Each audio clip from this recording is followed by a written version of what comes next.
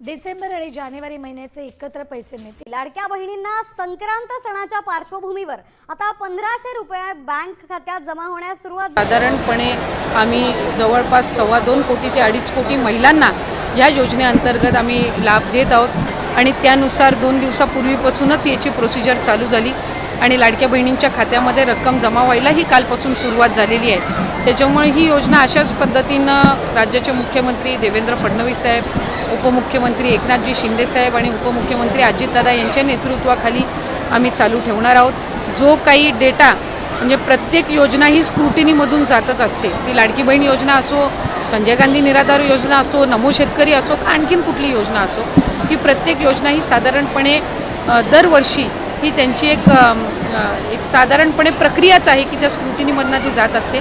जानेवारी महिन्यामध्ये आम्हाला लाभार्थ्यांची यादी मिळाली, त्यानुसार आम्ही ती प्रक्रिया सुरू केली। या योजनेच्या रकमेमध्ये काही वाढ होणार आहे का? नाही, 2100च्या संदर्भातला योग्य तो निर्णय हे शासन, मुख्यमंत्री फडणवीस साहेब, उपमुख्यमंत्री, मंत्रिमंडळ हे त्यानिमित्ताने घेईल।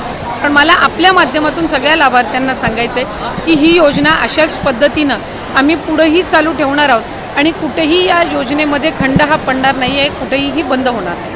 लाडक्या बहिणींसाठी अजून एक मोठी अपडेट समोर आलेली आहे। आपण बघू शकता की लाडक्या बहिणींसाठी संक्रांतीचे 3000 रुपये सांगण्यात आलेले होते, परंतु लाडक्या बहिणींना अजून फक्त 1500 रुपये मिळालेले आहे। अजून 1500 रुपयांचा जो निधी आहे त्यांना पुन्हा एकदा वाटपाला सुरुवात झाली आहे। आजपासून पुन्हा लाडक्या बहिणींना जानेवारी महिन्याचे राहिलेले पैसे सुद्धा वाटप होत आहे आणि 2 ते 3 दिवसपर्यंत त्यांच्या खात्यामध्ये ही रक्कम पाठवली जाणार आहे।